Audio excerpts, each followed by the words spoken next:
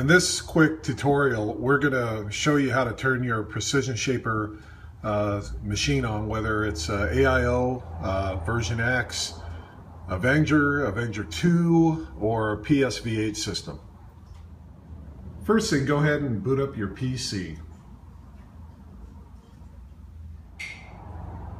Step 2 is to go here, and you'll see this power toggle switch. Go ahead and press that or flip it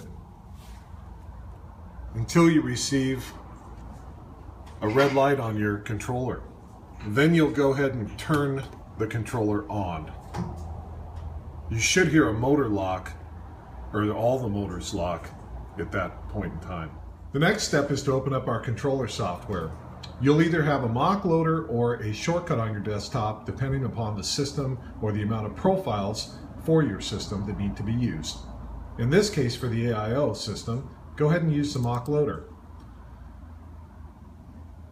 You'll see that it's a Precision Shaper AIO in the mock loader for the profile. We're going to go ahead and select that.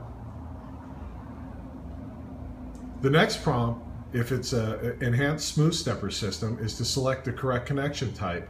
If it's a DB25 system, you will skip this step. Right now, let's go ahead and select that. You should see a load bar quickly appear on your screen. At this point, we are ready to connect.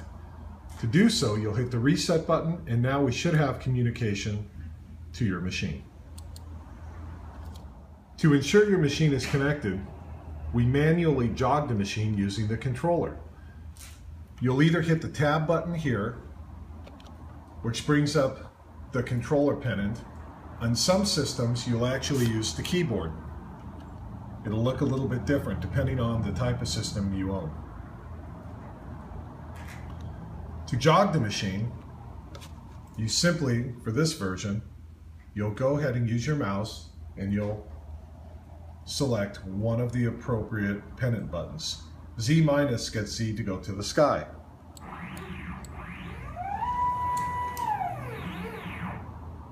Ensure that you don't hit any of the switches when you're doing this. There's X plus, X minus, Y plus, and Y minus. All of our systems, the motion, or the jog motion, is positive away from the switch and negative to the switch. Now let's talk about setting your machine up to reference home so that we can get ready to cut. Here in the diagnostics, these should be preset at the factory, these offsets, but they may need to be manipulated to truly find zero once you install your machine in your shop. To change these offsets, you simply left click, you'll type in a number, and then you'll have to hit enter, which then saves the number. Always make sure that you save the number. These offsets tell the machine, once they hit our homing switches, the distance that it needs to travel away from the switch. That's our home position, or zero. And that'll happen on all of our axes, X, Y, Z, and if you have a or B axis for an X system. Okay, after we went ahead and, you should have oiled your machine and you should have jogged it back and forth on each axis to make sure that all the rails are nice and lubed and cleaned. Go ahead and wipe any oil drippings that you may find, if any. If you over oil, you may see that. But let's go ahead and get our machine closer to the switches so that when we use our machine setup button that's right there, some of the programs that'll be down here in the lower box if it's a 5 or 4 axis machine. Let's go ahead and jog it and get it closer. So as you can see here, I'm going to move the X back, X minus,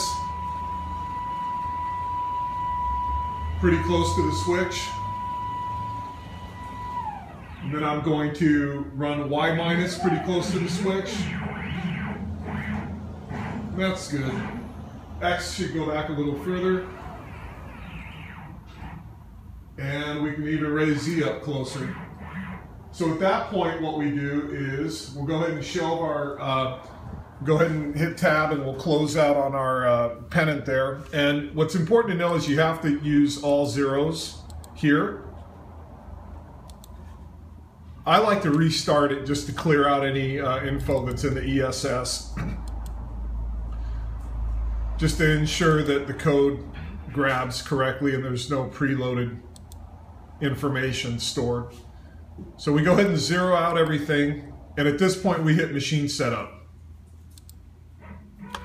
And what you'll find here is that the Z-axis will go ahead and raise up, touch the switch and hold.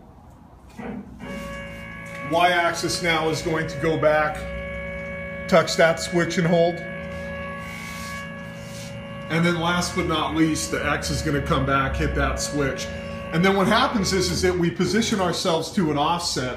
That offset is going to be the center of the machine, which should be right above this tail stop here.